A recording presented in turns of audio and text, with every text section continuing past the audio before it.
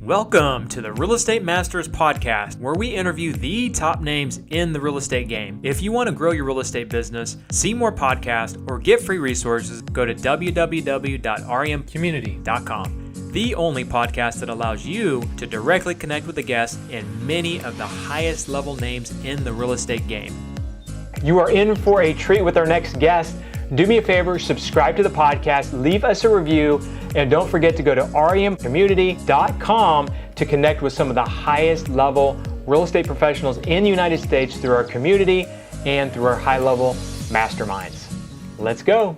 All right, welcome to today's episode. We have an awesome guest for you as usual, Lori Greymont out of the San Jose market. She's done a lot. I could go on and on with her bio. She's done over 2,000 properties. She specializes in 1031 exchange, syndications, all kinds of different stuff. So we're just going to jump right into it. You have a good resume, Lori. So I guess tell us how you got started and what you love doing right now. Well, first of all, Tony, thank you for letting me be here. It's an honor to be on your show.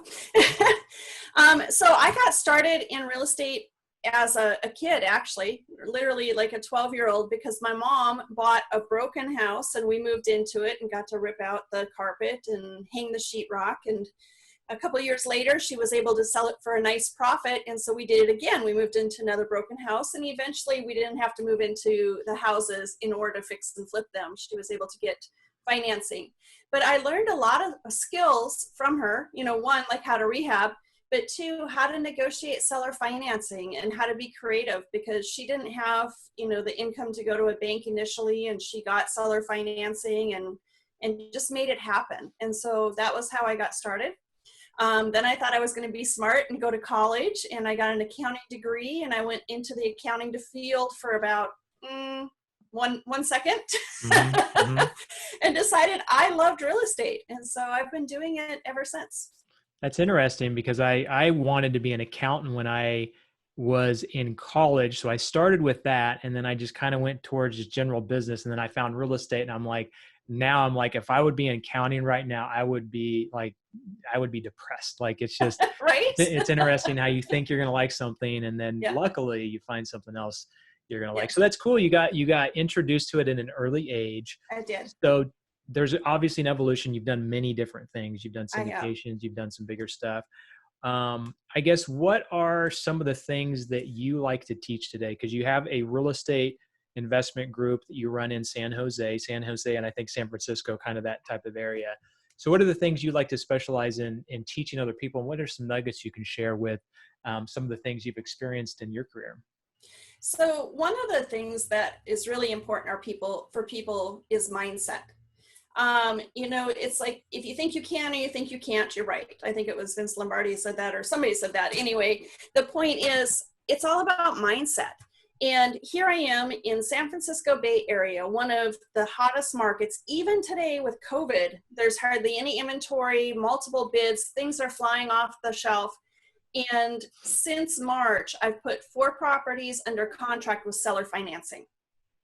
Different types. You mean them financing it for you? Yeah, exactly. They're financing it for me. And most people say, oh, California, you can't do seller financing. It's a seller's market, and, they can get cash like that. Why would they finance you? But there's different reasons people have for wanting to finance you. And one of them is capital gains tax. If they finance you and you structure it right, they don't have to pay capital gains until you pay them off. And so that's an opportunity. So I've done commercial and a duplex and a single family and another single family since COVID, all different forms of seller financing where I'm not having to go get hard money. And so I share that only because it's about mindset. When people think, oh, there's no inventory out there because it's a hot market, that's not true either. I mean, that's 4 deals since March in the hottest market. And there were many more deals that I'd let go, but it's all about creating the deal. And, some of the other speakers you've had on here, like Eddie Speed, he's like the deal architect. That's what it's about, is being creative and being a deal architect. And so that's what I teach. I try to teach people how to think outside the box.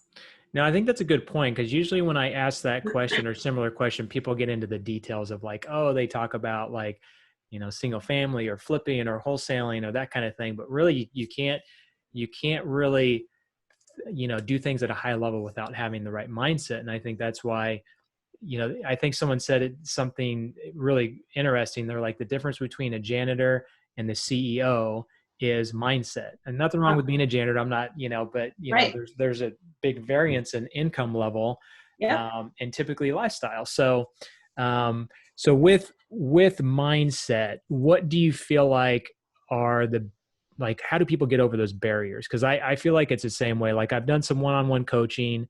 I've done, I've tried to teach other real estate investors, and I've stopped doing that for the newer investors just because it's so hard to get them over that mindset hurdle. So now I work with more experienced investors to where I can take what they're doing, help them systemize it better and scale it up. And I don't know, what have you found from that standpoint of helping people get over the barriers of whatever it is that's keeping them from being successful? I think, first of all, they have to want it. They have to recognize that there's an issue. So many times, especially as teachers, it's in our nature. We see somebody and we see the problem and we want to help them. But if they're not ready for the help, it doesn't matter how many times or how often we show the mirror to them, they're not going to make the changes. So the first thing about mindset is that they have to want a change. They have to recognize that there's a problem. And, there's just so many tools out there. When I exercise, I'm listening always to something, learning, constantly learning. I'm not afraid to join masterminds. I noticed you have a mastermind. It's a great opportunity for people who want to up their game to join your mastermind, because then you hear other people. And even as somebody might be sharing one of their problems, as they're sharing their problem, it's helping you solve your problem. And so that's a mindset thing, is being connected with other people of like minds. Yeah, totally.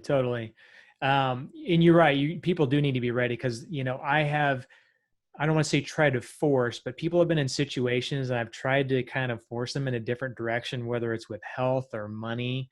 Yeah. And without them, they asked for it, but they didn't, if that makes sense. Yes. Like, it kind of hinted towards they needed that help. And I just would dive in and try and help them, but it kind of backfired because they didn't really want it. Right. Yeah. So I think that's they just wanted to complain, right? They wanted to be the victim. And they want something to help them and to give them a handout. But for me, I was trying to not give them a handout. I was trying to help them to do the work so that it would help them long term. And You're trying to give them the hand up, and they wanted the handout. They wanted you to write the check, give it to them, and then be done. Yeah. Right? Yeah, exactly. Totally. So you and I had started having a conversation before this, and it was a good conversation. I said, let's start the podcast because we were getting into some good stuff. Yes. So, right now we're probably not going to launch this for a couple months. So right now we're in October. So we're probably going to launch this here in a couple months. By the time we launch, there's probably not going to be huge changes in the market, but people do need to prepare for what's going to happen if something happens. So with COVID and everything, things have changed, things have shifted. There's been forbearance on some loans for single family properties, even commercial properties. And so and forbearance is basically people being able to miss their payments for an extended period of time because they need it. Government's handing out money. I mean, there's so many things that are keeping people afloat right now, but that's going to run out at some point. Right. So let's start that conversation again and have that. So sure. I think you said that some of the higher end markets like San Diego, where I'm at, San Francisco, where you're at, are going to continue to rise. And then some of the lower end markets like Wichita, Kansas, or Kansas City, some of the Midwest markets are potentially going to see a decline, which in 2008 was the opposite.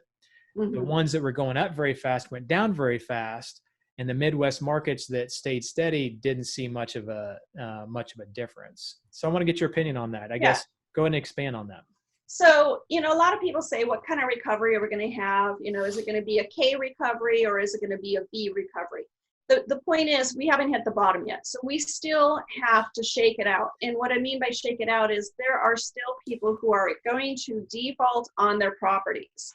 I don't think the numbers are anything close to what we saw in 2008. I do think that there's more equity in the marketplace. People have options. They can refinance the money out and then make payments. what's going to come to fruition, though, is the fact that a lot of people have lost their jobs or will be losing their jobs. And those that lose their jobs typically are at the median income or below, which is where those houses for the median income or below, I think, are going to come on the market. There's going to be more of them. As more of them come on the market, the supply and inventory is going to force the prices down. Again, nothing like 2008, but it is going to suffer. I think the median income and above employees are going to find opportunities where they can continue to work remotely. They can find, engineering, technology, doctor, service type jobs. And they're not going to lose their houses. They're going to have options, and they're going to continue to grow and gain wealth. And so I do think it's going to be more of a K recovery, which means, there is going to be some fallout. And I think that's going to play in the marketplace. We've got markets that are more expensive and markets that are cheaper. If you look at what type of industries are in the cheaper markets, those are the ones I think are going to hurt. Yeah. So I think from a commercial real estate standpoint, no doubt in my mind, people are working from home more, office is going to suffer. Co-working space may, stay really strong. That's the industry I just got into recently. I own a co-working space. Retail, people aren't going out to retail quite as much. Restaurants have suffered, gyms have suffered. So there could be some really, really good bargains in the next couple of years from commercial real estate, no doubt. On the residential side, I'm not as, I don't want to say pessimistic, but I feel like there's enough real estate investors buying properties. There's enough people trying to find rentals. So even if stuff does come on the market, like you said, there's equity because prices have risen so fast in the past 5 years that if someone bought even within the last couple or 2 years or more, they should be okay because they should be able to sell and still pay real estate commissions and things of that nature.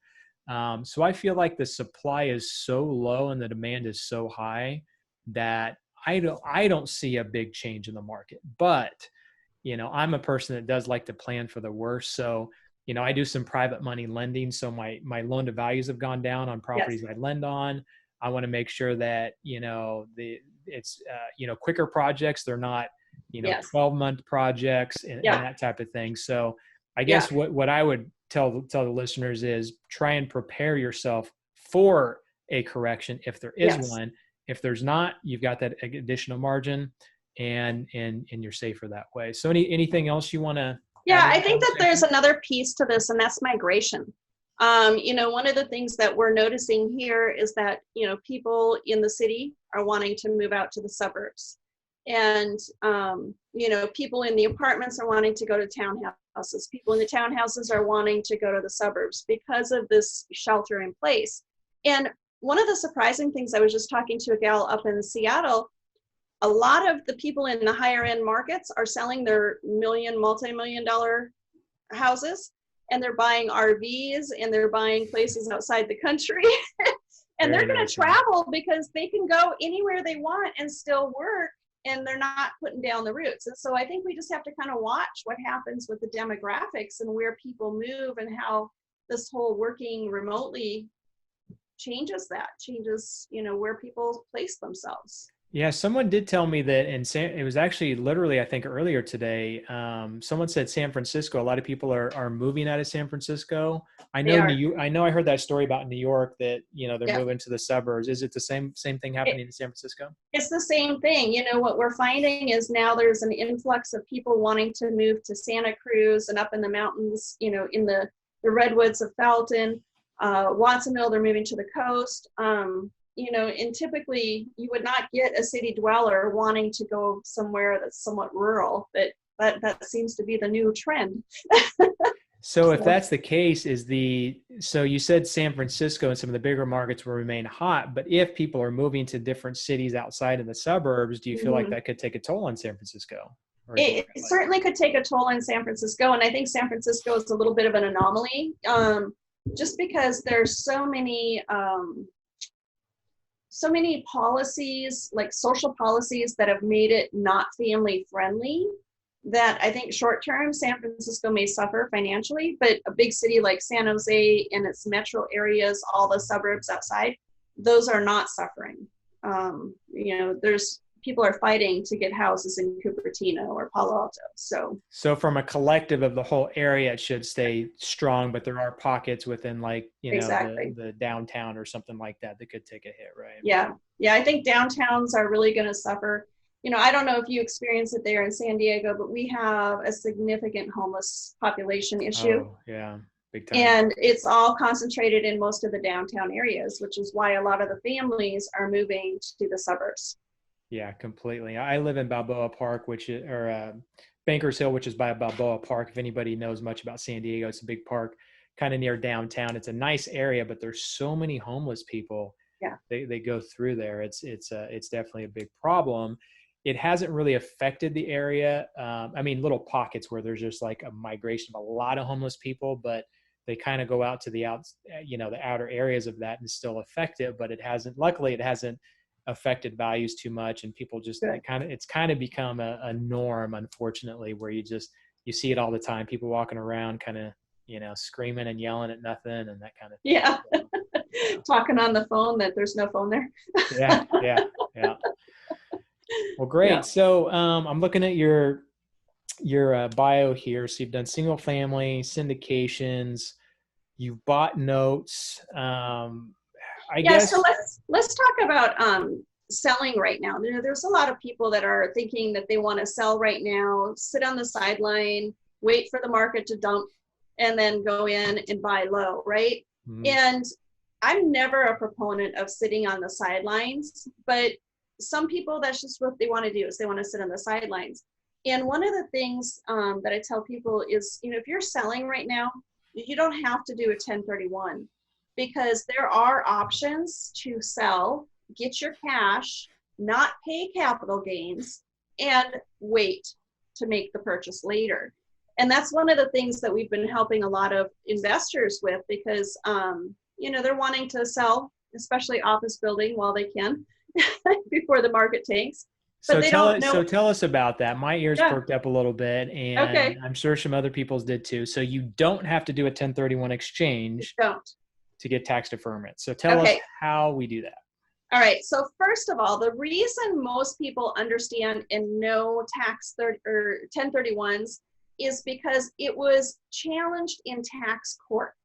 And after it was challenged in tax court, the court said, okay, if you're going to allow people to do this, IRS, you need to put some rules and regulations around it. So they created a cottage industry. And that's the only reason we know about 1031. But there is an entire book of how to avoid paying taxes. People take professions, tax attorneys, that's their profession, is to read through it and know every loophole that there is in there. So just because it's the most known doesn't mean it's the best method for all of us to use. So there is one in there, I kind of alluded to it a little bit earlier. It is called installment sales. Mm-hmm. Now, I represent or refer people to a complete program. This is nothing that you have to go set up. You can call me or call Tony and we'll refer you into the program. So you don't have to go out and set this up. This has already been tried and true, and it exists. It's been around for 30 years. Even if you tried to set it up, you probably make a mistake, so it's not worth it. But what we do is we mix two pieces together. The first piece is we defer the taxes. And the way we defer them is in the IRS code M453, which is your installment sale code, says that if you sell something, an asset, on an installment sale, and you're only receiving interest-only payments, so you're not receiving any of your principal, you're not receiving any of your sales price, you don't have constructive receipt. The taxable event is called constructive receipt when you actually get those sales proceeds. If you sell it on an installment sale, you don't have constructive receipt. Mm-hmm. So we first defer the taxes by initiating an installment sale. Right. So now the taxes are deferred for 30 years. But most people don't want the little payments, right? They want a lump sum. They want to walk away with a lump sum. So we take the installment sale and we pair it with a loan. We give a business loan that wants those monthly payments. Okay, so that's making the payment on the loan that you walked away with the cash. So you walk away from closing with an amount just about equal to what your sales proceeds would have been. but that is given to you as a business loan, and the payments are made from the installment sale, so you never have to make a payment or pay back the principal. It is Super a brilliant interesting. system. Super Brilliant. interesting. Okay, so I've never heard of this. So this is good stuff. This is why I do this podcast. I love these high-level conversations.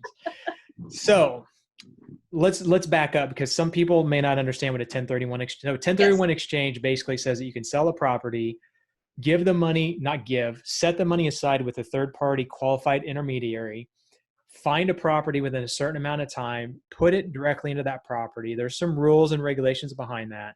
I'm not going to get too deep into that. And as long as you don't touch the money, you don't pay taxes on that sale. And then eventually, as you get the money later, once you sell the property and don't do a 1031 exchange, then the taxes are deferred. So it allows you to take the tax money you would have paid normally and reinvest it and continue to build on that. Correct. So what Lori's saying is, rather than doing that, it's called an owner carry. No, this particular system is actually an installment contract. So what we do is we bring that third party, like that dealer or the authorized party, they're just an intermediary. They write an installment sale with the seller, okay, and immediately sell it to the buyer. So it does not affect the buyer's side at all. But what it does is it defers the taxes. Okay, so let me ask you this. So I'll give you a perfect example. So about 5 years ago, I sold a package of 37 properties, right? Yes. And I use the installment sale, which I call an owner carry. So we'll figure out the difference. They're different. So owner carry is when the owner is financing you. An installment sale, you can go buy a car on an installment sale. It's not owner carry. Okay, so what I did was I did an owner carry for the other real estate investors. So it was a package of 37 income producing properties. If I would have sold it and gotten the cash out, it would have been over $1 million profit. So I would have paid a huge amount of capital gains or huge amount of ordinary income. And so instead I did what I called an installment sale, which I call an owner carry as well. So again, I'll figure out what the difference is here, and so he put down $400,000. So I only had to pay a portion. I got the whole $400,000, but I only had to pay a portion of the profits on that $400,000 because I only received a certain portion of the principal. So I paid taxes on, I can't remember what it was, like I think 100,000 of that, if I remember. Yeah. And then the others, 600 plus thousand, I only had to pay taxes on as I received the principal each month on top of the interest. Right? Exactly. So take that transaction. If I were to do that differently, and it sounds like you have a way to have gotten that whole $1 million or close to it. How would I have structured it differently with what you? Yeah. So with this program that I refer people to, we have both pieces. We have the installment sale and the loan part set up. So now, just going back to your deal, it comes under the IRS code M453, which says you only have to pay taxes on the portion of principal and sales proceeds that you receive. So that's why you were able to only pay a portion on your $400,000 and only pay taxes on each payment until you were paid off, because that's the way it's set up. And it makes sense. If you're not receiving the money up front, why should you pay taxes on it? Pay it as you receive it. So what we do is we bring a dealer or a third party who comes to you and says, Tony, I'm going to buy that package from you for $1 million.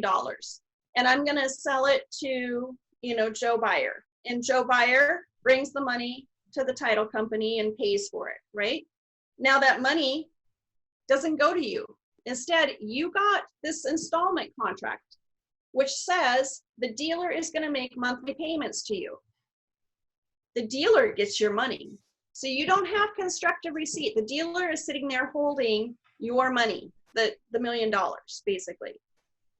Now we bring, right, the $1 million, they're holding the $1 million from your buyer.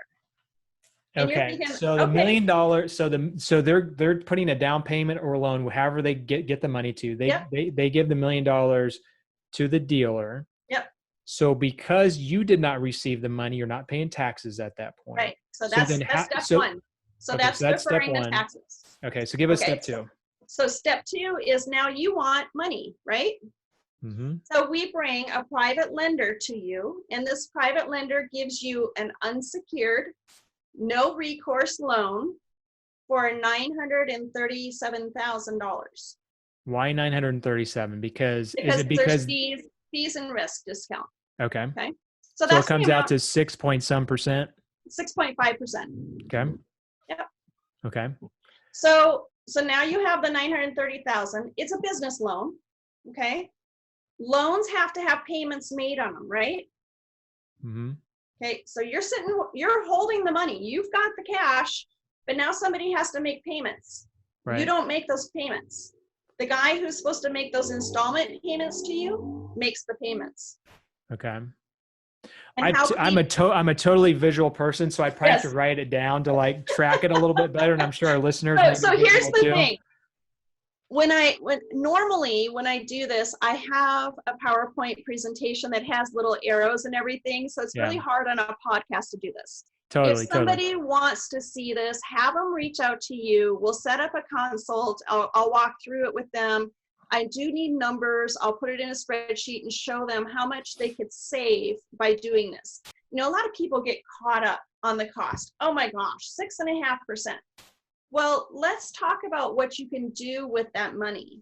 You know, they forget when you do a 1031, they think 1031, they're saving all their money, but they're not, because they're transferring the lower basis. Every time you do a 1031, whatever your first asset is, that basis transfers to your next asset. So you're not getting the best appreciation on an asset. If you were to sell your asset and buy it cash, you get a step up basis. You get to have the depreciation on the full price. And so it's much better to pay that 6.5%, even if you're going back into an asset, because anyway.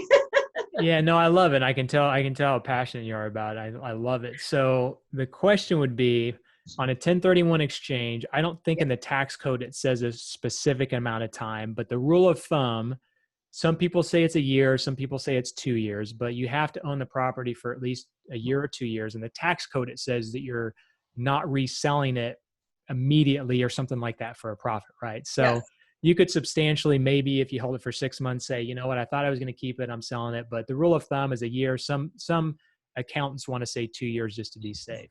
So with the strategy you're talking about, if someone fixes a property and flips it, can they do the same thing? So it does need to be capital gains, because the idea behind the installment sale is that it is deferring capital gains tax. Okay. And so we can defer capital gains tax on businesses, on any asset. You know, if you've got data, whatever you're selling as an asset and you have to pay capital gains on, not just real estate, this strategy can work on it. The only thing it doesn't work on is securities on the stock exchange. Okay. Interesting. So yeah, okay. Any asset. Yeah. So we typically tell people, you know, you should have it for 13 months. It should be long-term capital gains. Okay. So, you know, some people are considered dealers. Like myself, I'm considered a dealer because I do this full time. Yeah. Is this in a 1031 exchange? It's kind of a gray area. Like you're kind of not supposed to do it as a dealer, but I know a lot of people do. Mm-hmm. And I think it's I'm not giving tax advice, but from what I understand, It's just something you do. So from a standpoint of someone being a dealer, does it matter whether they deal full time or do they have to be someone that pays capital? Because even if you're a dealer and you sell it over 12 months, it's not capital gains, it's ordinary Right. income. It's ordinary income. Right. So we have another program for ordinary income, but this particular program works for capital gains tax. So yes. Okay. So do you have full-time dealers use this as well? So they don't use this one. They use another program that we have. Okay. And the other program is a straight 15% tax through Puerto Rico. Interesting. Okay.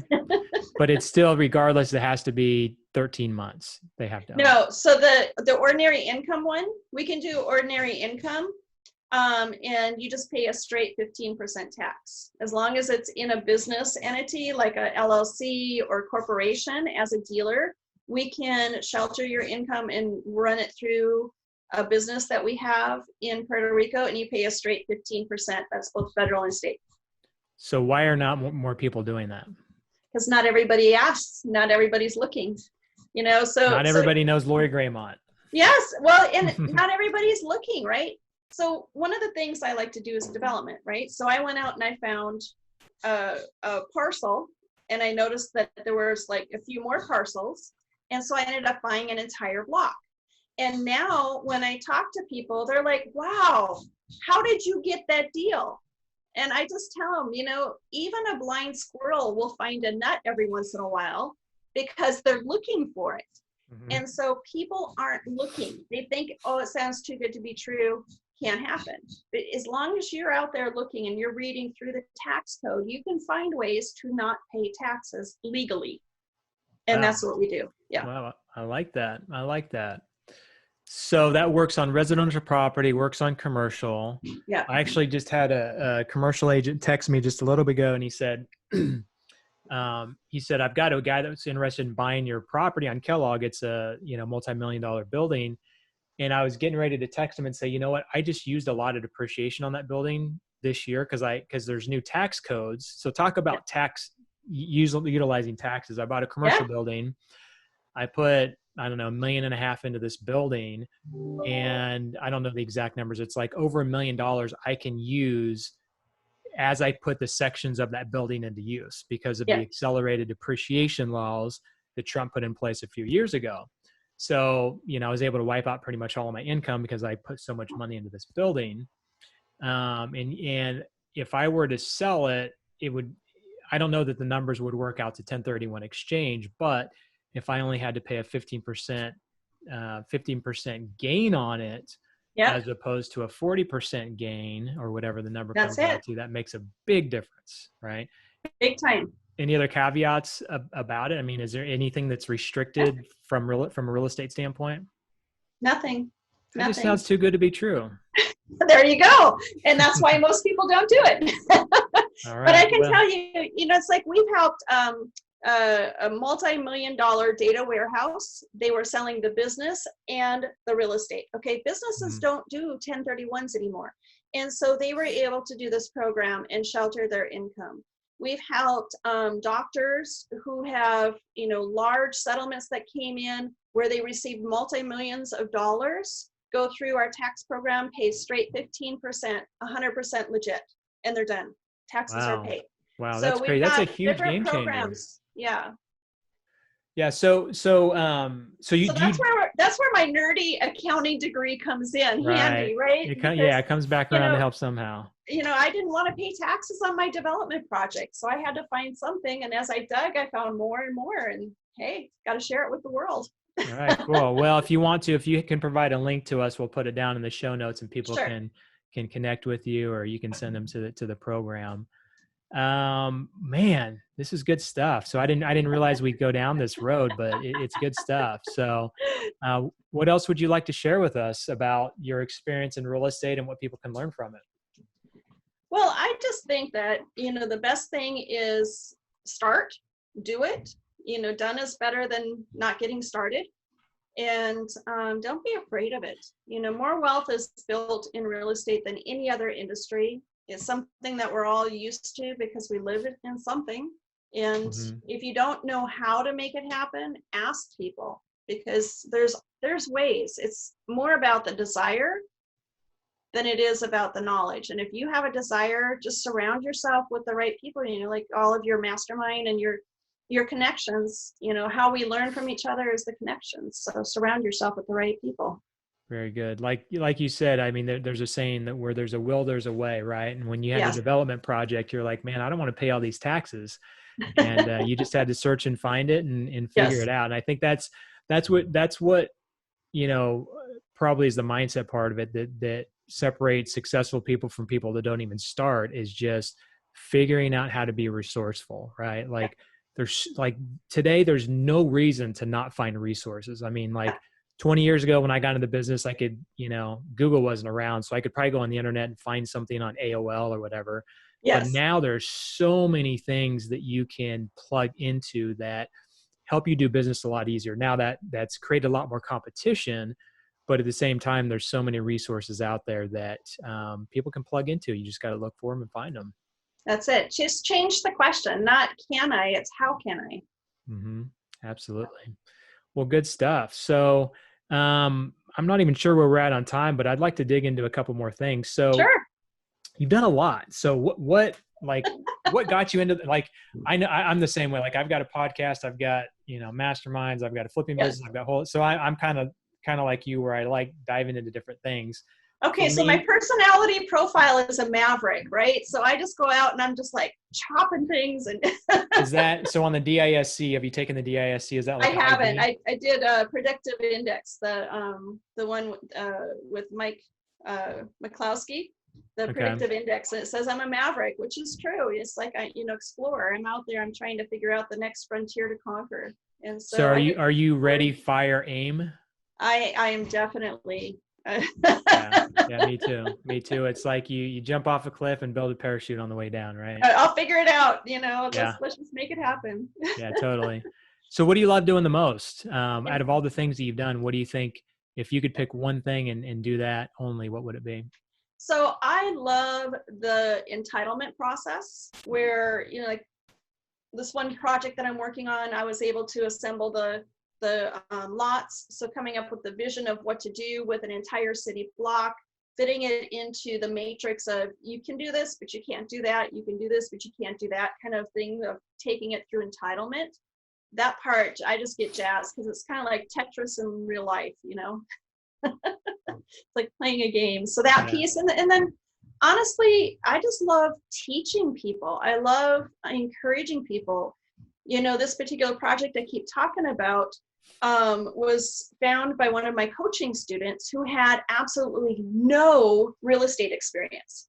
She trusted the process, and I told her exactly what to say, what to look for. She found the property, she found the overlay for the redevelopment project. She called the broker, she set up the first meeting, and only because she trusted the process and she did it, she took action. And just kind of coaching her through it. Now she knew she was in over her head when I said, okay, we'll do it if we can get all the other parcels. Let's start working on that. She's like, okay, this is over my head. You take over. But I love coaching and seeing that light bulb go on and helping encourage them to dream. Yeah, and it's cool seeing something that, wasn't there at one point, and now it's this nice project that it's come to fruition. And yes, I'm sure there's a lot of satisfaction that comes with that too. Absolutely. Yeah. Creating, taking a vision. I was talking to one of my contractors yesterday, and my thing is like, oh, it's easy, and I'm explaining what I need him to do. And he goes, Lori, everything's easy because it's already done in your mind. Right. Absolutely. I'm like, that's true. Yeah. So. Well, cool. Well, good stuff, man. Like I said, when I do these podcasts, I kind of have an idea where they go, but it went in some really good directions. So I'd love for you to, I've got a really good mastermind group. I'd love you to speak to our group and maybe dive into that the tax thing a little bit with them, because I think they could really use it. There's guys doing high volume of business that could definitely save money on taxes. So awesome. Let's do it. Let's get it on the calendar. All right. Fantastic. Well, thanks, Lori. We'll put a link down in the show notes. You can get in touch with Lori and learn more about our program. Any last words for our listeners before we jump off here? No, just go get it. Go get after it. Just go make it happen. That's it. Make it happen. All right. Good stuff. Well, thanks, Lori. Look forward to connecting again soon. Thanks for listening. Now go to www.remcommunity.com to connect with today's guest, see our high-level masterminds, and to get free resources. Don't forget to share this with a friend and leave us a 5-star review. We'll see you on the next episode.